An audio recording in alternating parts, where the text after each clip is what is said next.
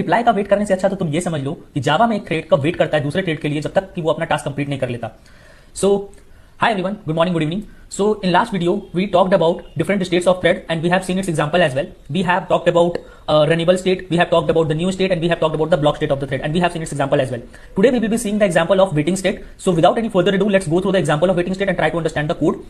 Okay, so what I have done, if you see, I have created a class called waiting-state.java.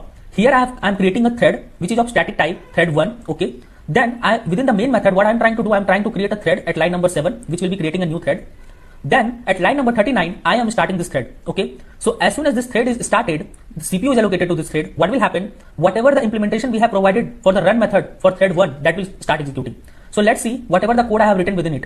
So it's a bit complex, so just be patient and try to understand the code. Okay, now if you see, first of all, what I'm trying to do, I'm trying to print the current state of the thread with this statement that thread 1 state started execution. Okay, so at this point of time, I'm expecting that my current state of thread 1 will be runnable. Okay, since the thread has started its execution. Moving further, what I'm trying to create thread 2, another thread, and I'm starting this thread. Okay, so at line number 28, if you see, I'm calling thread2.join. What will happen once this line get executed? So my understanding it till line number 28, my both thread T1 and T2 which I started might be running parallelly.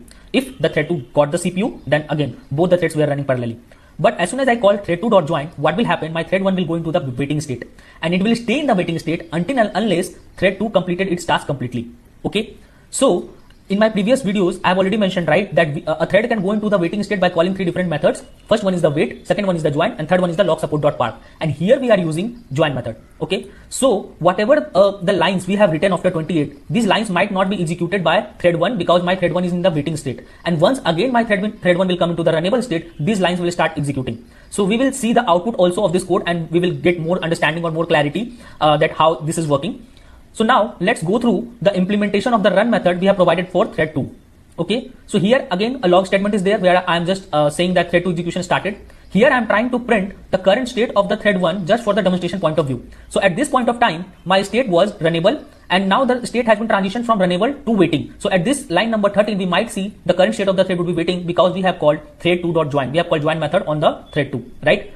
Now in try catch block, I have just put a intentional delay of 2 seconds for thread 2, so that thread 2 will take 2 seconds to complete its task, and then another log statement that thread 2 finished work after 2 seconds.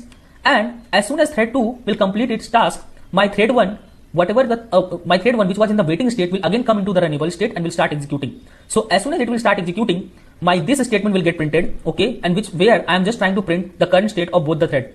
So my expectation is that at this point of time, the current state of the thread 1 will be runnable again. So again there is a state transition from waiting to runnable, and for thread 2 it would be terminated. So which suffice that as soon as the thread 2 state reaches to the termination state, my thread 1 again comes from waiting to runnable. Okay, so the sequence I have mentioned, that first statement is going to be this, then this, then this, then this, and the last one is this one. Let's try to execute this code and see if it suffices whatever we have learned so far. Okay, so it says the same.